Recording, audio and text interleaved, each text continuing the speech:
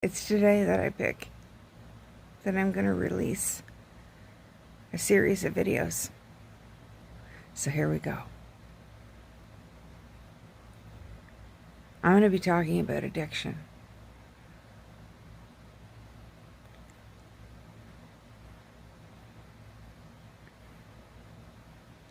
And I lost somebody that I loved. I'm in love because of it. I've never spoke about it. Not in a way that I'm going to be speaking about it now. Let's get started. Let's take a walk with me down the road I walked, and I continue to walk a year ago. So today I'm going to be putting out all my videos that I've done recently about addiction, not mine, and what it caused and where it led ultimately,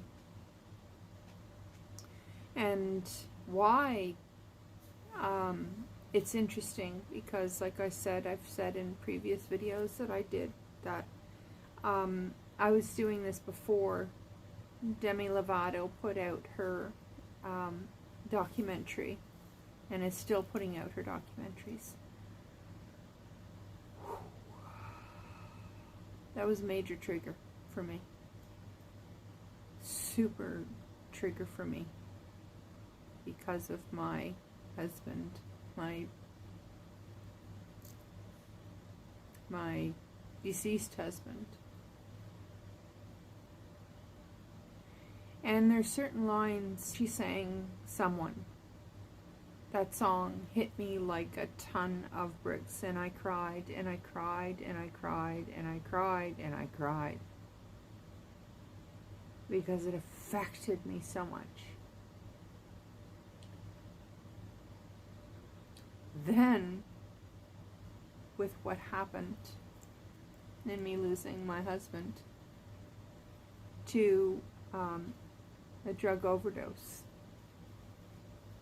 and I read or listened to the lyrics from Dancing with the Devil, I cried and cried and cried and cried, because the lyrics were spot on.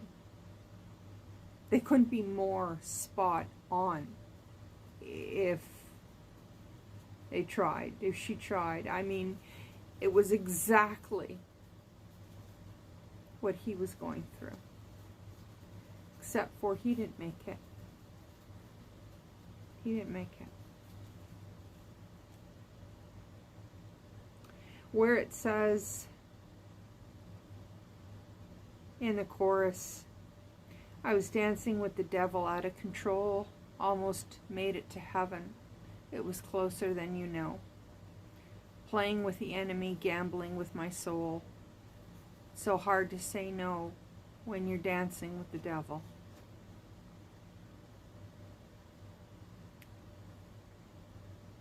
And this is one that got me right now, because it's exactly what happened. It's just a little white line. I'll be fine. But soon that little white line is a little glass pipe. Tinfoil remedy. Almost gone. Almost got the best of me. I keep praying I don't reach the end of my lifetime.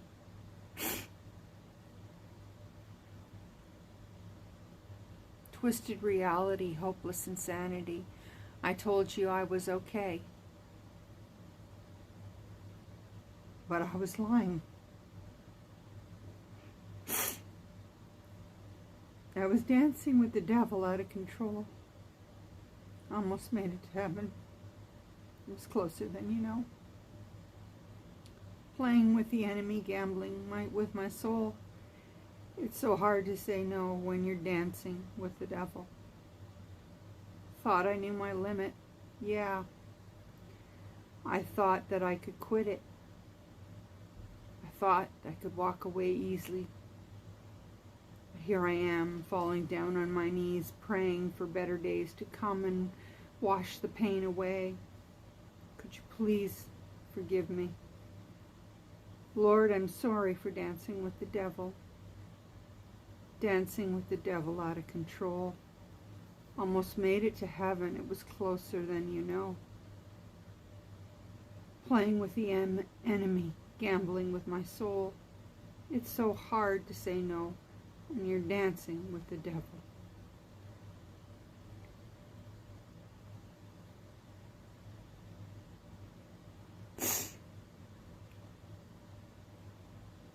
She made it out. She made it out because she had an awesome assistant named Jordan. And if it wasn't for Jordan, she wouldn't be alive. Her team certainly, at the time, her team certainly didn't get her help that she needed. They didn't call 911. It was Jordan who snuck out and called 911 and got an ambulance to her. And it was that what saved her, is her assistant Jordan. I'd be forever thanking her.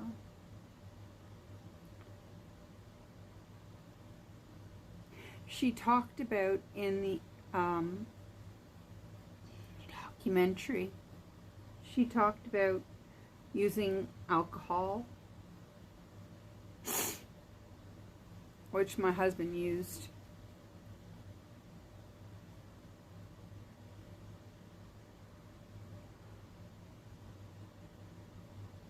She talked about using pills and that the pills weren't available, so she asked what else there was, and that was heroin and cocaine, and it was laced or cut with fentanyl. And just like my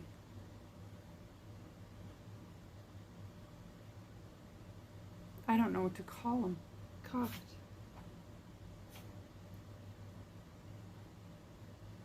My husband who passed. And he was with a group of people who were doing all of that as well. She was with her dealer. And her dealer left her for dead.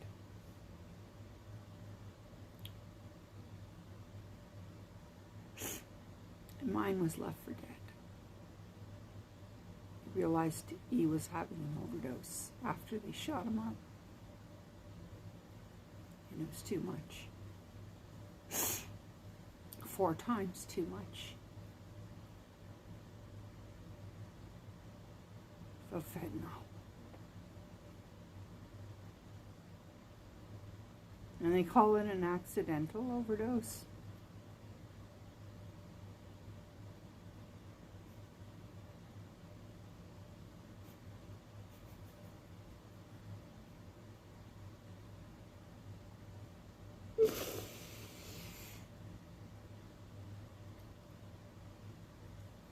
It'll be a year. It'll be a year, April 3rd. Coming up. And it's around Easter.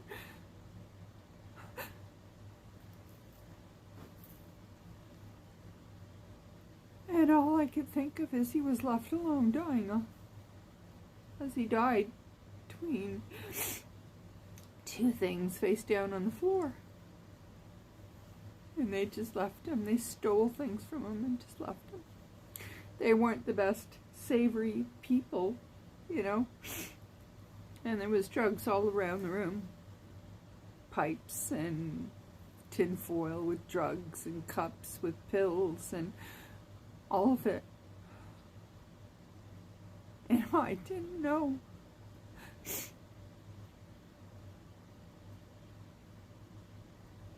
I didn't know.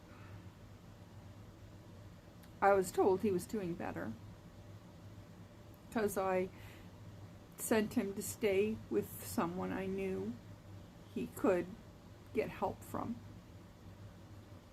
And they told me he was doing really well. I spoke with him actually just before he died. And he was looking forward to seeing me, to show me how well he was doing. And he told me that he was doing so well and that I would be so proud of him.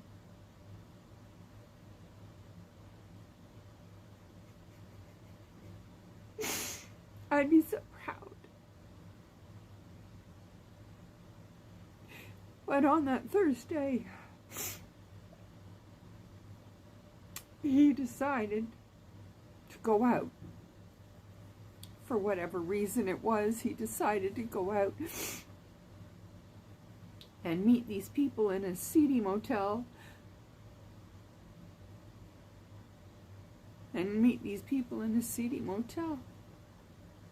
And they just had this big drug fest. And sorry, I'm sniffing. And then they just did a ton of drugs. And in the morning, he was alive. And he asked to stay later.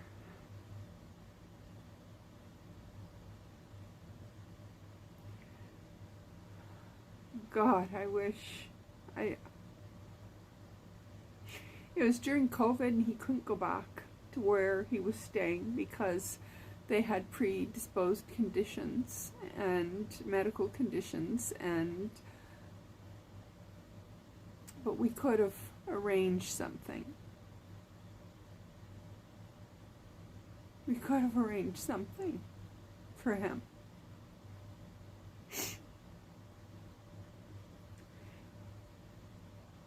But like him, you know, he'd feel that he had done something wrong and he'd feel really bad about it, and that would push him more to do more drugs.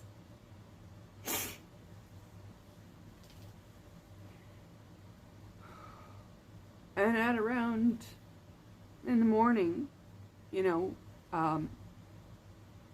around 11 o'clock, he saw the chambermaid and who cleans the rooms, and asked if he could stay till noon. And they said no. And they gave him a bit of time, and by the time she went back, it was around 11:30-ish. And she knocked on the door. They think it was around 11:30-ish. It was like 15 minutes later. That they know that. It was 15 minutes later. 15 minutes. 15.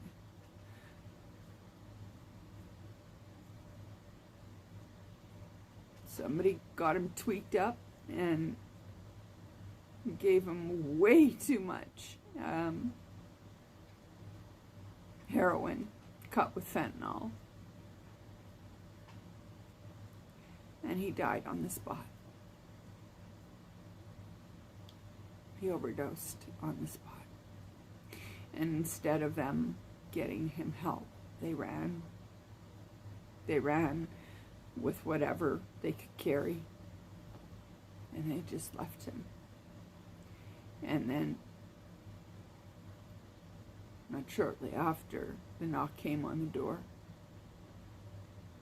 And she thought that they were gone. He was gone. And he opened the door, or she opened the door, and she saw him, and he was on the floor dead. She immediately called. They called the police, they called ambulance, they called everything. And ambulance tried to revive him. They tried so hard. They did everything they could. But he was already gone. So, when she sings the song, Dancing with the Devil, hits home. Demi was lucky. Demi had an angel in Jordan.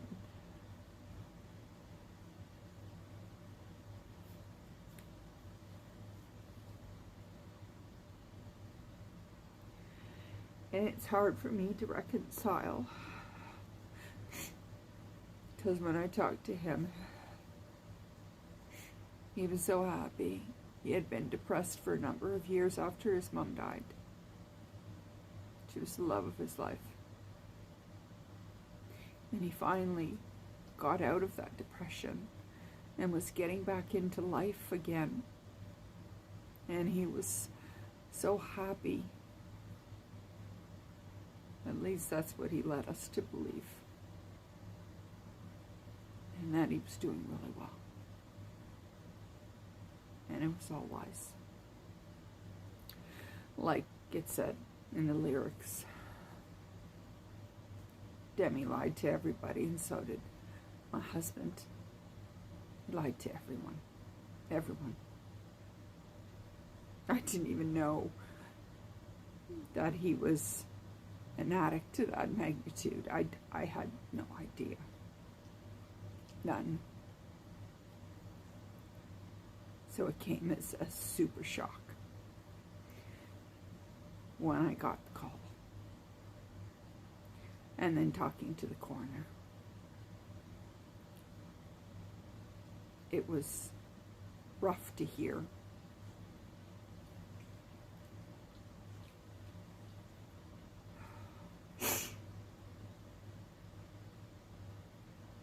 It just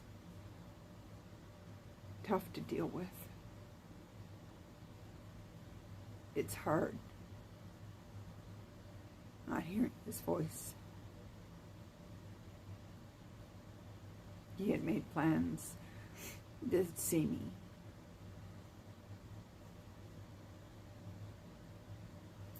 So we could spend some time together. He had a pet name for me. He used to call me Hootie. He had so much talent. He was a musician as well. And he had so much talent. So much talent. I mourn for his life. I mourn for what he's going to miss.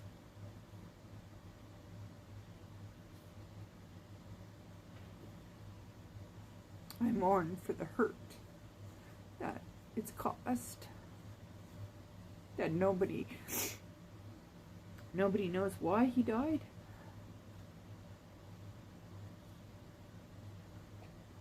Now I'm saying it. Drug addiction is when it gets its teeth into you.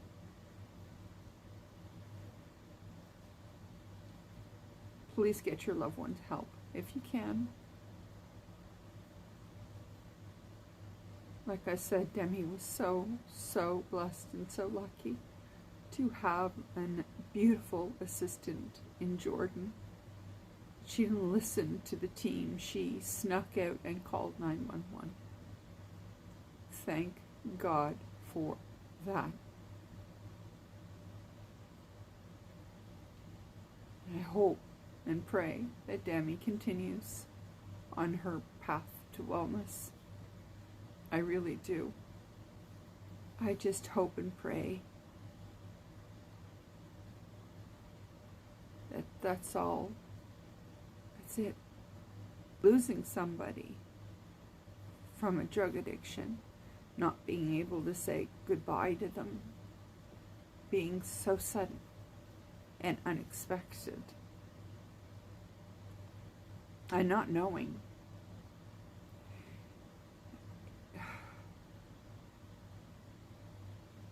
I just don't know what to say about that. So that's all I wanted to say. So now I'm ending it. My sort of mini documentary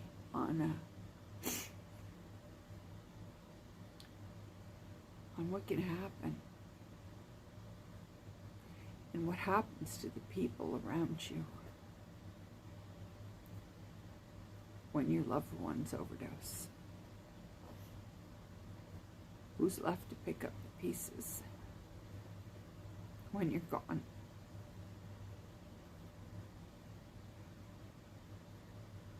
Because I've been left to pick the pieces up. And it was exceptionally traumatic for me. Please stay well. Stay healthy, physically and mentally.